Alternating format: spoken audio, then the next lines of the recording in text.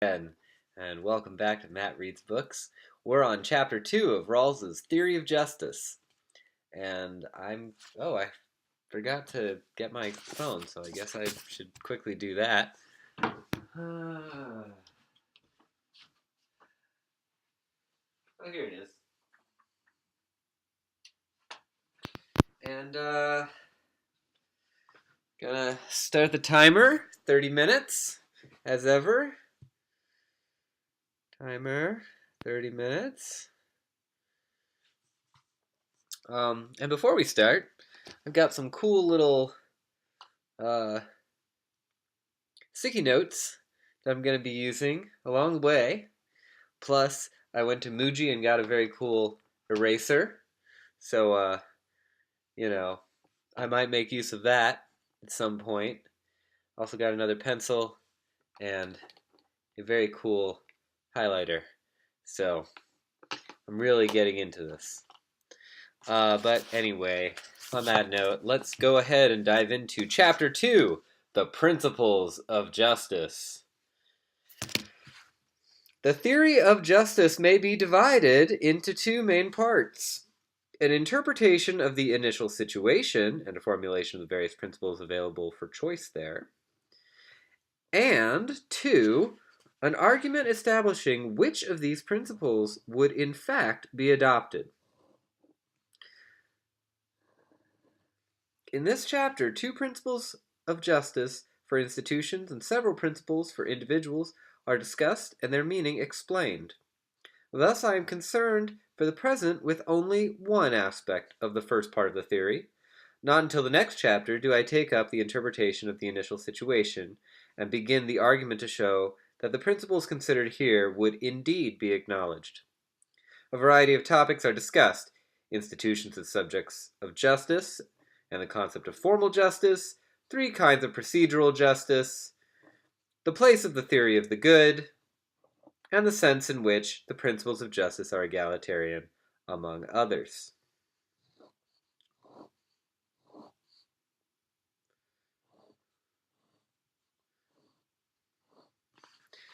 Section 10, because he doesn't reset the section stuff. He just goes for it. Section 10, Institutions and Formal Justice.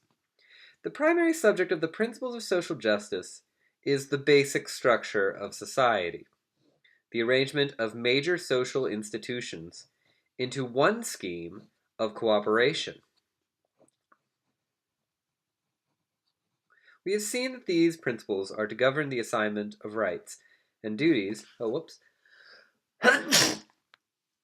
Okay. Okay, well, keep going. We have seen that these principles are to govern the assignment of rights and duties in these institutions, and they are to determine the appropriate distribution of the benefits and burdens of social life. The principles of justice for institutions must not be confused with the principles which apply to individuals and their actions in particular circumstances. These two kinds of principles apply to different subjects and must be discussed separately. Now, by an institution I shall understand a public system of rules which defines offices and positions, with their rights and duties, powers and immunities, and the like. These rules specify certain forms of action as permissible, others as forbidden, and they provide for certain penalties and defenses, and so on, when violations occur. As examples of institutions, or more generally social practices, we may think of games and rituals, trials and parliaments, markets and systems of property. An institution may be thought of in two ways. First, as an abstract object, that is, as a possible form of conduct, expressed in a system of rules, and second, as the realization in the thought and conduct of certain persons at a certain time and place of the action specified by these rules. There is an ambiguity, then, as to which is just or unjust, the institution as realized or the institution as an abstract object. It seems best to say that it is the institution as realized and effectively and impartially administered, which is just or unjust. The institution as an abstract object is just or unjust in the sense that any realization of it would be just or unjust. Well, that seems fine. An institution exists at a certain time and place when the actions specified by it are regularly carried out in accordance with a public understanding that the system of rules defining the institution is to be followed. Thus, parliamentary institutions are defined by a certain system of rules, a family or family of such systems to allow for variations.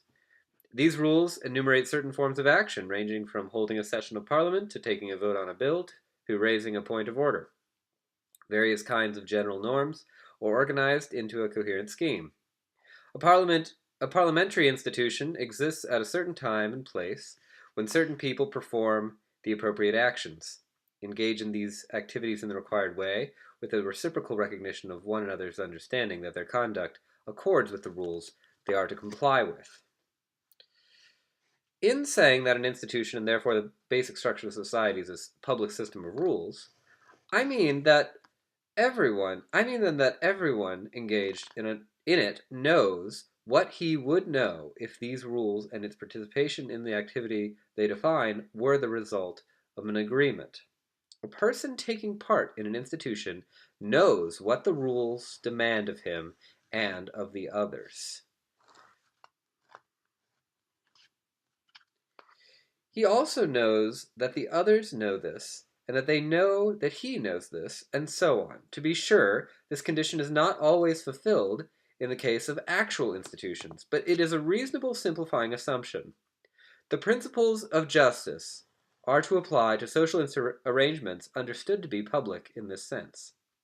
Where the rules of a certain subpart of an institution are known only to those belonging to it, we may assume that there is an understanding that those in this part can make rules for themselves as long as those rules are designed to achieve ends generally accepted and others are not adversely affected. The publicity of the rules of an institution ensures that those engaged in it know what limitations on conduct to expect of one another and what kinds of actions are permissible. There's a common basis for determining mutual expectations. Moreover, in a well-ordered society, one effectively regulated by a shared conception of justice, there's also a public understanding as to what is just and unjust.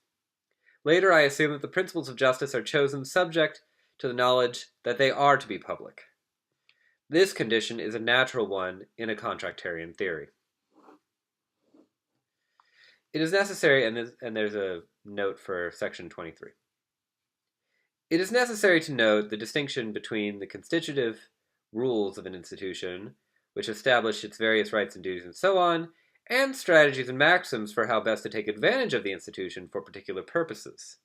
And then he cites Searle's Speech Acts and Anscombe's On Brute Facts, Diggs' Rules and Utilitarianism, where they discuss constitutive rules and institutions.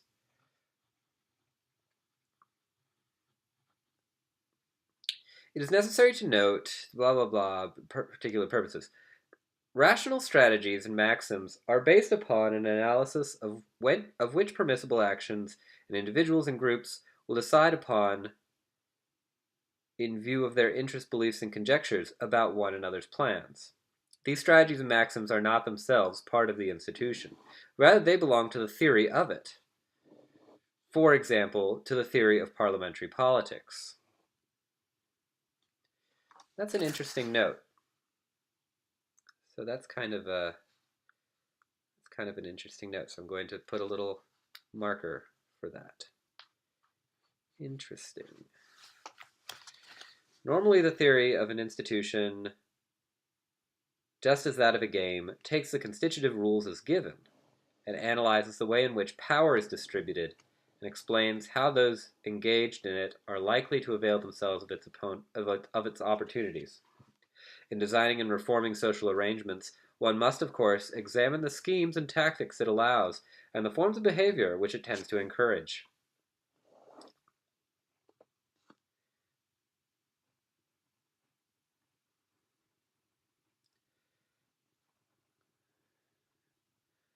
And that is an interesting note as well. Ideally, the rules should be set up so that men are led by their predominant interests to act in ways which further socially desirable ends. The conduct of individuals guided by their rational plans should be coordinated as far as possible to achieve results which, although not intended or perhaps even foreseen by them, are nevertheless the best ones from the standpoint of social justice. Bentham thinks of this coordination as the artificial identification of interests, Adam Smith as the work of the invisible hand. And he associates the artificial identification of interests from Halevi's account of Bentham in La Formation du Radicalisme Philosophique, and of course, Invisible Hand from Wealth of Nations. And please forgive my horrendous French. Still, it is the aim of the ideal legislator in enacting laws and of the moralist in urging their reform. Still, that is this coordination of the artificial identification of interests and the work of the invisible hand, the alignment of individual interests with social good. Still, the strategies and tactics followed by individuals, while essential to the assessment of institutions, are not part of the public systems of rules which define them. We may also distinguish between a single rule or group of rules, an institution, or a major part thereof, and the basic structure of the social system as a whole. The reason for doing this is that one of several rules of an arrangement may be unjust without the institution itself being so. Similarly, an institution may be unjust, although the social system as a whole is not. There is the possibility not only that single rules and institutions are not by themselves sufficiently important, but that within the structure of an institution or social system, one apparent injustice compensates for another. The whole is less unjust than it would be if it contained but one of the unjust parts. Further, it is conceivable that a social system may be unjust even though none of its institutions are unjust taken separately. The injustice is a consequence of how they are combined together into a single system. One institution may encourage and appear to justify expectations which are denied or ignored by another. These distinctions are obvious enough. They simply reflect the fact that in appraising institutions we may view them in a wider or a narrower context. There are, it should be remarked, institutions in regard to which the concept of justice does not ordinarily apply. A ritual, say, is not usually regarded as either just or unjust, although cases can no doubt be imagined in which this would not be true, for example, the ritual sacrifice of the firstborn or of prisoners of war. A general theory of justice would consider when rituals and other practices not commonly thought of as just or unjust are indeed subject to this form of criticism. Presumably, they must involve in some way the allocation among persons of certain rights and values. I shall not, however, pursue this larger inquiry. Our concern is solely with the basic structure of society and its major institutions, and therefore with the standard cases of social justice. Now let us suppose a certain basic structure to exist. Its rules satisfy a certain conception of justice. We may not ourselves accept its principles. We may even find them odious and unjust, but they are principles of justice in the sense that, for this system, they assume the role of justice. They provide an assignment of fundamental rights and duties, and they determine the division of advantages from social cooperation. Let us also imagine that this conception of justice is by and large accepted in the society, and that institutions are impartially and consistently administered by judges and other officials. That is, similar cases are treated similarly, the relevant similarities and differences being those identified by the existing norms. The correct rule, as defined by institutions, is regularly adhered to and properly interpreted by the authorities. This impartial and consistent administering of laws and institutions, whatever their substantive principles, we may call formal justice.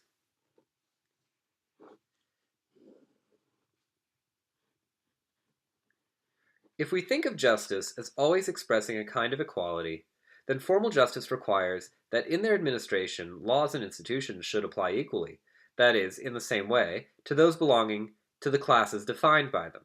As Sidgwick emphasized, this sort of equality is implied in the very notion of a law or institution, once it is thought of as a scheme of general rules. Citation for the Method of Ethics. Formal justice is adherence to principle, or as some have said, obedience to system. It is obvious, Sidgwick adds, that law and institutions may be equally executed and yet be unjust. Treating similar cases similarly is not a sufficient guarantee of substantive justice. This depends upon the principles in accordance with which the basic structure is framed. There is no contradiction in supposing that a slave or caste society, or one sanctioning the most arbitrary forms of discrimination, is evenly and consistently administered, although this may be unlikely. Nevertheless, formal justice, or justice as regularity, excludes significant kinds of injustices. For if it is supposed that institutions are reasonably just, then it is of great importance that the authorities should be impartial and not influenced by personal, monetary, or other irrelevant considerations in their handling of particular cases. Formal justice, in the case of legal institutions, is simply an aspect of the rule of law, which supports and secures legitimate expectations. One kind of injustice is the failure of judges and others in authority to adhere to the appropriate rules or interpretations thereof in deciding claims. A person is unjust to the extent that, from character and inclination, he is disposed to such actions. Moreover, even where laws and institutions are unjust, it is often better that they should be consistently applied. In this way, those subject to them at least know what is demanded, and they can try to protect themselves accordingly. Whereas, there is even greater injustice if those already disadvantaged are also arbitrarily treated in particular cases when the rules would give them some security.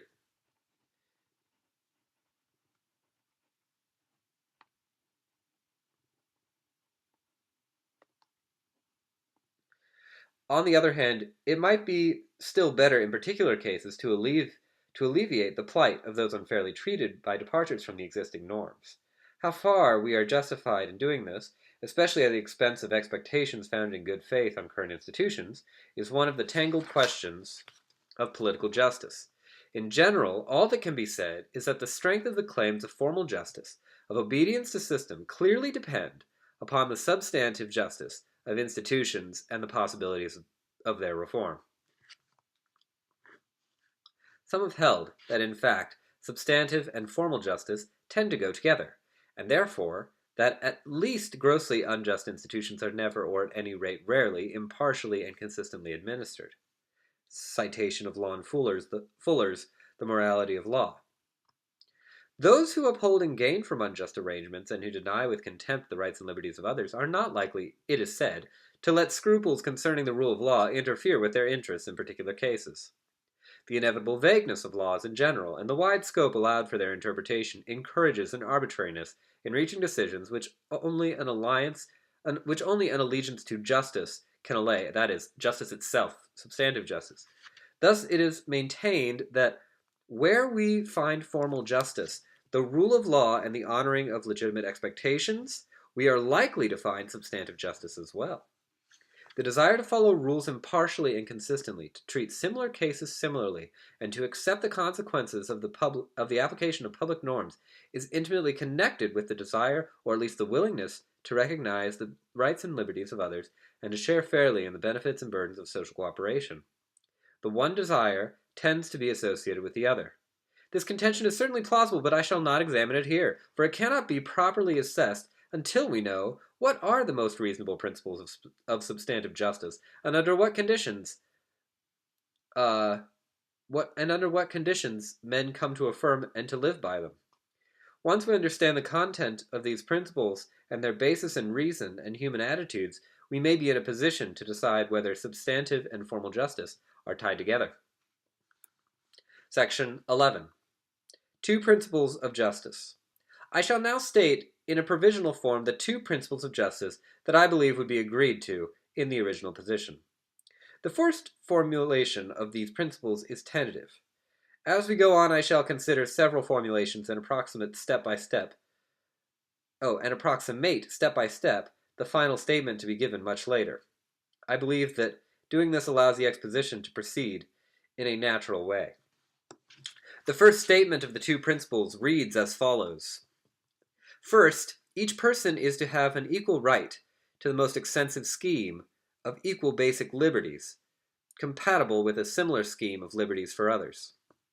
Second, social and economic inequalities are to be arranged so that they are both A, reasonably expected to be to everyone's advantage, and B, attached to positions and offices open to all. And I take that these are going to be major points for Rawls, so we're going to use an orange marker for it. Fun. A lot of these points are coming on the right-hand side of the page. Yeah. All of them, in fact. There are two ambiguous phrases in the second principle, namely, everyone's advantage and open to all. Determining their sense more exactly will lead to a second formulation of the principle in section 13. The final version of the two principles is given in section 46. Section 39 considers the rendering of the first principle. These principles primarily apply, as I have said, to the basic structure of society, and govern the assignment of rights and duties, and regulate the distribution of social and economic advantages. Their formulation presupposes that, for the purposes of a theory of justice, the social structure may be viewed as having two more or less distinct parts, the first principle applying to the one, the second principle to the other. Thus we distinguish between the aspects of the social system that define and secure the equal basic liberties and the aspects that specify and establish social and economic inequalities, period. Now it is essential to observe that the basic liberties are given by a list of such liberties. Important among these is political liberty, the right to vote and to hold public office, and freedom of speech and assembly, liberty of conscience and freedom of thought, freedom of the person, which includes freedom from psychological oppression and physical assault and dismemberment, that is, integrity of the person, the right to hold personal property, and freedom from arbitrary arrest and seizure as defined by the concept of the rule of law. These liberties are to be equal by the first principle. In that first principle, each person is to have an equal right, the most extensive scheme of equal basic liberties compatible with a similar scheme of liberties for others. The second principle applies in the first approximation to the distribution of income and wealth, and to the design of organizations that make use of differences in authority and responsibility. While the distribution of wealth and income need not be equal, it must be to everyone's advantage. And at the same time, positions of authority and responsibility must be accessible to all.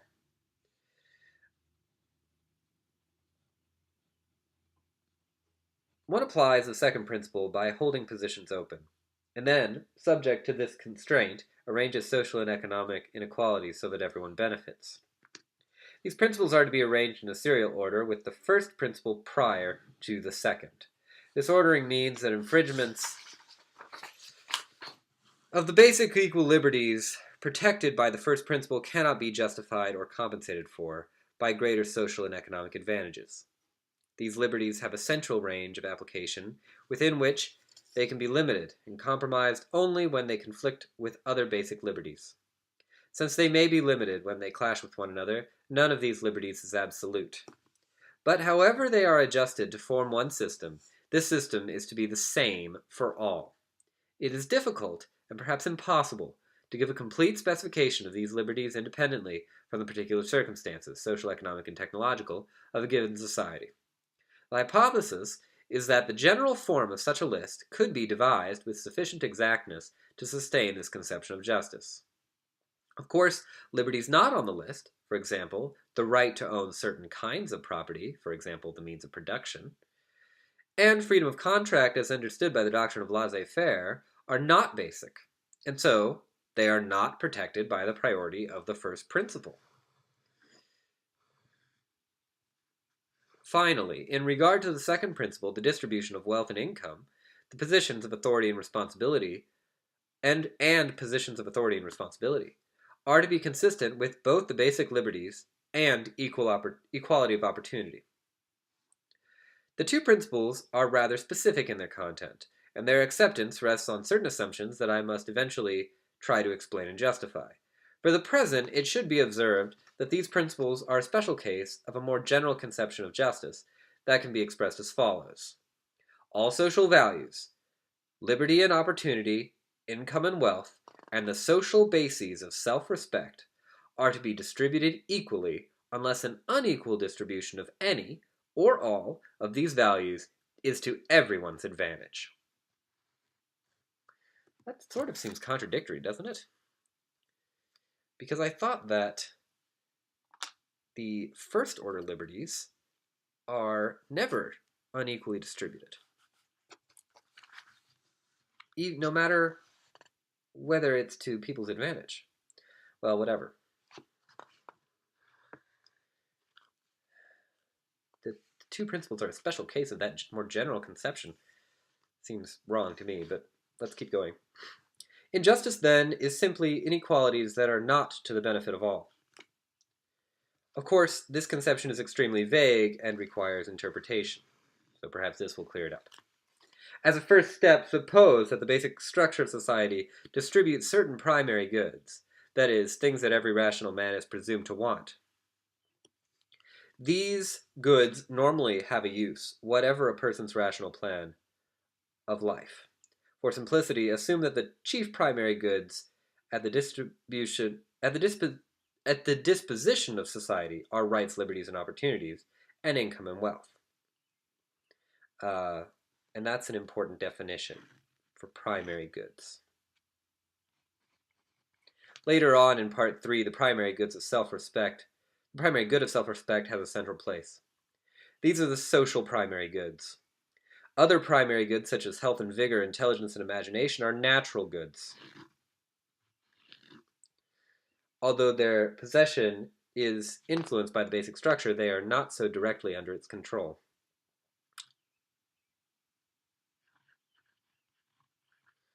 Imagine, then, a hypothetical initial arrangement in which all the social primary goods are equally distributed. Everyone has similar rights and duties, and income and wealth are evenly shared. This state of affairs provides a benchmark for judging improvements.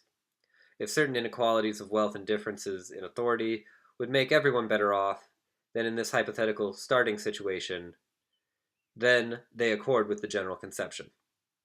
Now, it is possible, at least theoretically, that by giving up some of their fundamental liberties, men are sufficiently compensated by the resulting social and economic gains. The general conception of justice imposes no restrictions on what sort of inequalities are permissible. It only requires that everyone's position be improved. We need not suppose anything so drastic as consenting to a condition of slavery. Imagine instead that people seem willing to forgo certain political rights when the economic returns are significant. It is this kind of exchange which the two principles rule out. Being arranged in serial order, they do not permit exchanges between basic liberties and social and economic gains, except under extenuating circumstances. But it does seem like you can trade basic liberties for basic liberties. And that is a disturbing possibility. For the most part, I shall leave aside the general conception of justice and examine instead the two principles in serial order. The advantage of this procedure is that, from the first, the matter of priorities is recognized and an effort made to find principles to deal with it. One is led to attend throughout to the conditions under which the absolute weight of liberty with respect to social and economic advantages, as defined by the lexical order of the two principles, would be reasonable. Offhand, this ranking appears extreme and too special a case to be of much interest, but there is more justification for it than would appear at first sight. Or at any rate, so I shall maintain in section 82. Furthermore, the distinction between fundamental rights and liberties and economic and social benefits marks a difference among primary social goods that suggests an important division in the social system. Of course, the distinctions drawn and the ordering proposed are at best only approximations. There are surely circumstances in which they fail, but it is essential to depict clearly the main lines of a reasonable conception of justice. And under many conditions anyway, the two principles in serial order may serve well enough. The fact that the two principles apply to institutions has certain consequences. First of all, the rights and basic liberties referred to by these principles are those which are defined by the public rules of the basic structure. Whether men are free is determined by the rights and duties established by the major institutions of society. Liberty is a certain pattern of social forms. The first principle simply requires that certain sorts of rules, those defining basic liberties, apply to everyone equally, and that they allow the most extensive liberty compatible with a like liberty for all. The only reason for circumscribing basic liberties and making them less extensive is that otherwise they would interfere with one another. Further, when principles mention persons or require that everyone gain from an inequality, the reference is to representative persons holding the various social positions or offices established by the basic structure. Thus, in applying the second principle, I assume that it is possible to assign an expectation of well-being to representative individuals holding these positions. This expectation indicates their life prospects as viewed from their social station. In general, the expectations of representative persons depend upon the distribution of rights and duties throughout the basic structure. Expectations are connected. By raising the prospects of the representative man in one position, we presumably increase or decrease the prospects of representative men in other positions. Since it applies to institutional forms, the second principle, or rather the first part of it, refers to the expectations of representative individuals. As I shall discuss below in section 14, neither principle applies to distributions of particular goods to particular individuals who may be identified by their proper names. The situation where someone is considered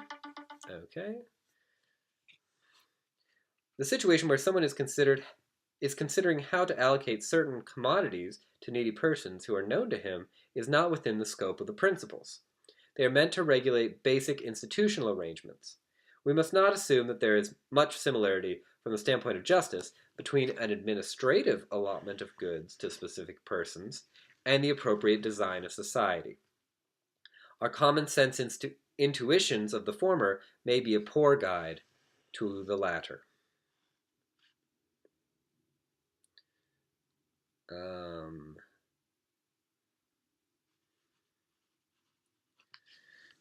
Now, the second principle insists that each person benefit from permissible inequalities in the basic structure.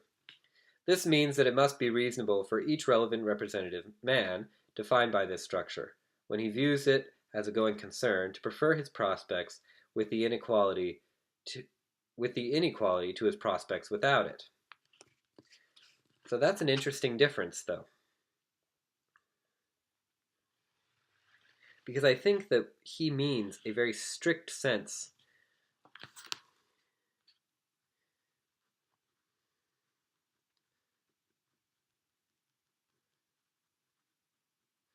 of rational expectations.